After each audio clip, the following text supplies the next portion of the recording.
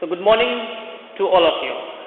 Welcome back in the History and Civics for class 7, and today we will study the third chapter, that is the Turkish inventions. The Turkish invention was started from the 10th century and to the 11th century. And in this chapter we will study about the Muhammad of Ghazni, Muhammad of Ghori, the reason for the success of the Turks and the impact of the Turkish inventions. Let's see first the beginning, how it was started and what was the reasons. So it was the time of the 10th and the 11th century AD. The Turkish empire or the kingdom attacked the large parts of the Central Asia, which lies between the Central Asia, the land of the ancient civilizations in the East Asian countries. So they conquer these territories. Talking about the Turkish people, the Turkish tribes conquer the territories and establish their various different small Turkish kingdoms, which later on came under the control of the Islamic influence in the Islamic powers in a very short period without any problems. So this newly formed kingdoms mainly centered around the two important cities of the Ghazni and the Ghor in the Central Asia, which we told we will study about the Muhammad of Ghazni and the Muhammad of Ghori.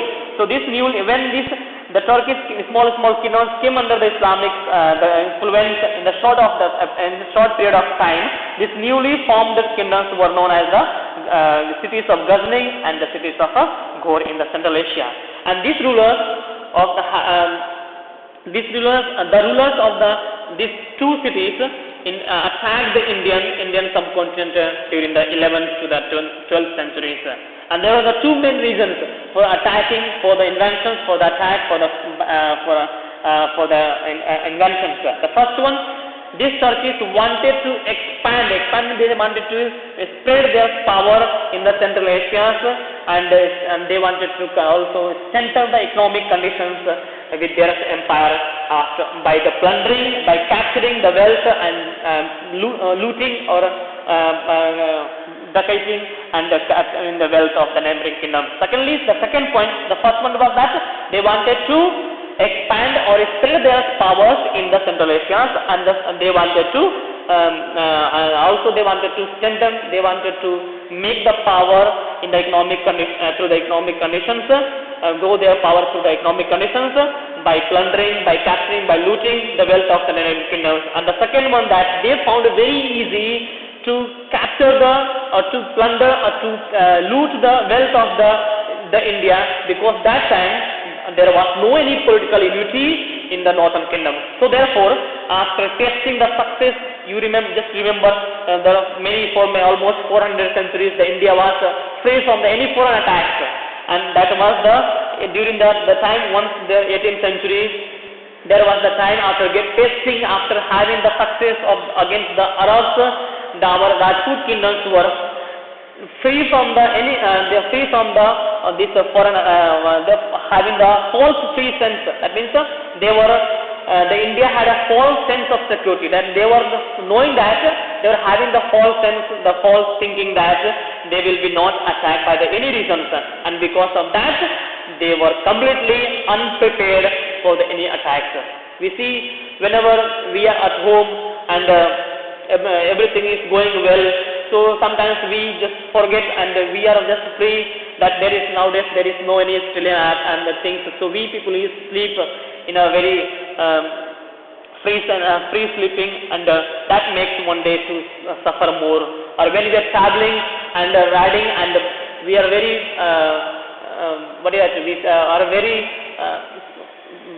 that means we are very free from any kinds of the incidents, and once we are losing the concentration, we just hit and meet an accident. The same way, when our Indian people were free from many years from the inventions or the attacks, our Indian Rajputs also thought there will be no any attacks, and because of there will be no any attacks, they were unprepared, they were not prepared, they were not ready for any futures and the foreign attacks and other things.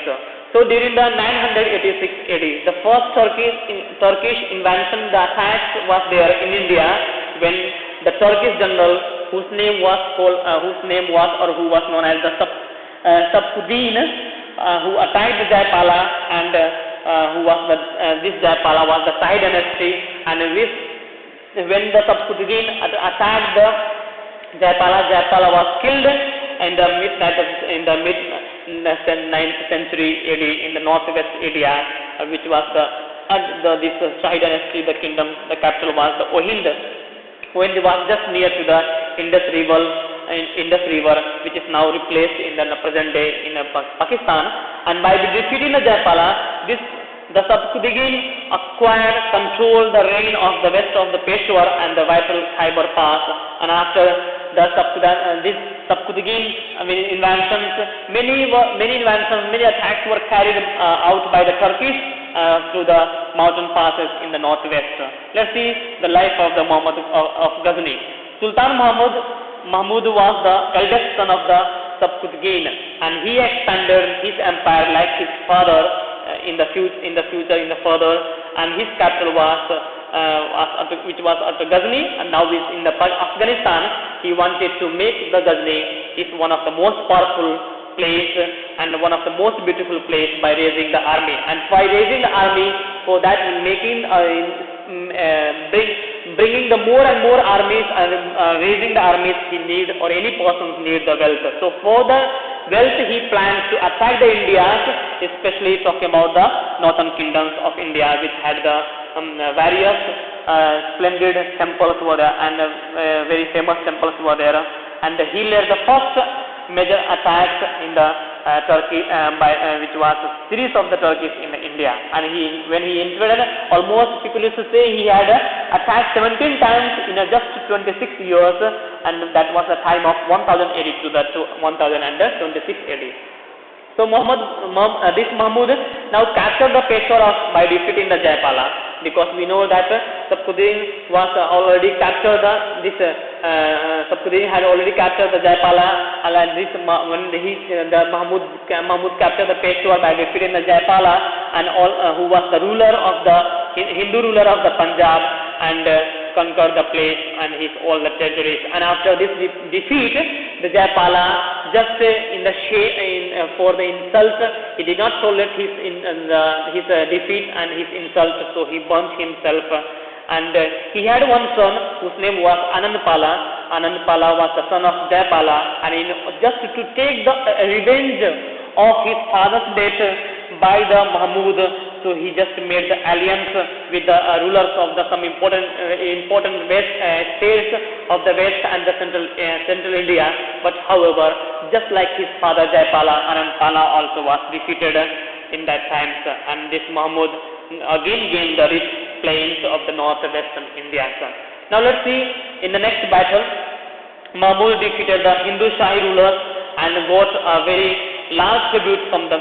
Now in the next battle, Mahmud defeated the Hindu Shahi rulers, and he got the large of the tribute, large of the donations and the support by these rulers.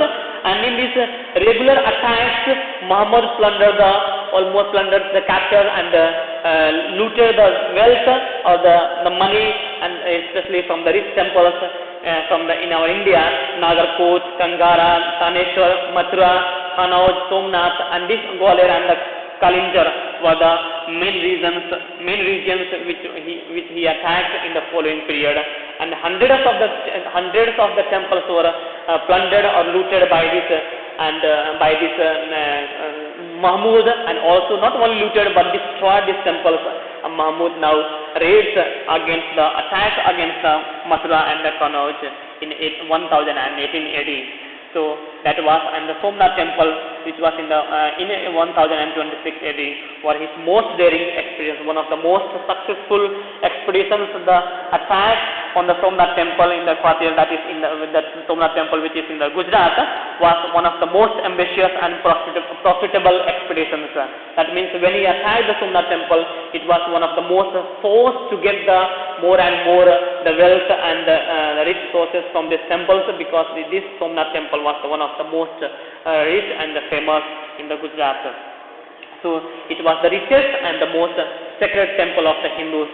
So besides that, the numerous or the different attacks, different campaigns, different the various inventions, Mahmud did not acquire any vast territories. He did not have the aim of controlling the vast territories, that means the big territories in India, but only he annexed the small areas, that is in the Punjab, including the Lahore and the Multan. Actually, because his main purpose was that to just expand his territories, stretch his powers in the Central Asia, not in India. So that means the ruling intention was not in India, but only the ruling intention was there in the Central Asia. So therefore, he just remained in the Central Asia. Mahmud now carried the carried away the very big treasures, the wealth from the India, and used this wealth and the rich forces, the money and all jewelries to beautify his magnificent capital city. That was, and he beautified with this Ghazni, with the many gardens, the mosques, the libraries, museums, and even of the colleges. We will calculate of the Muhammad of Ghazni. How was he? Now, who was he? We already know who was he and how was he. Almost the people used to say he was a very cruel, he was a very bad. Although in Indian history, Mahmud is known as a very idol breaker. Idol breaker, we can say another word as a dacoit, who had just when we studied the Muhammad of Ghazni, he had attacked many times, especially in the temples, because Hindu temples in those times or the present times are very rich, because the people used to donate the jewelries, the money and wealth, because their intentions, the prayers are fulfilled by the God, and they, in the intention of the fulfilling, they used to donate the wealth and those things, and that's why these temples were very rich and forces and having the more wealth, most famous, most sacred, and he attacked and captured all these things and beautified his capital. And beautified the Ghazni with the different gardens, schools, libraries, museums, and other things. Now, so therefore, the people in the Indian historian people and we Indian people used to estimate as a dacoit or as an idol breaker, because he had many good qualities also. Besides that, as a dacoit, he has many good qualities. Like he was a very, we can say he was a gifted soldier. And he used the swift horses. When he attacked in India, he had used the horses, and in that time, our Indian people were using the elephant, which was the slow moving elephants were used by the Indians, and because of that, the reasons the Indian also lost, because the Muhammad of Ghazni had used the horses, and we Indian people were running and moving and fighting on the elephants. And the second point of his goodness, that he was a patron, he was lovable of art and learning. So he patronized, he beautified, and many learned scholars, artists, and the poets, etc. enjoyed their company. So he always used to gather and go and they all invite the scholars, the artists, and the poets, and they used to learn from them, because it was his good quality and enjoyed in their company. Once he invited the scholars in his court and collected all the literary, all the written works from all the parts of the world, and he founded one university in Ghazni. That Al-Biruni and the Firdausi were a famous poet in his court, and Al-Biruni produced one of the finest works in astronomy, mathematics, and geography and philosophy, which is called or known as the Kitab-ul-Hund. While Firdausi is known as the Shahnama. Shahnama means one of the great epics, Now, the Mahmud died near about the 1030 AD. The Ghazni Empire, after his death, becoming weak and declined, because his successors were weak, and for about 150 years, North India remained free from any foreign attacks. So today, up to this much, tomorrow we will go for the next topic, that is the Muhammad Ghori, and we will study the remaining part of the Turkish nations. So thank you so much, my dear students.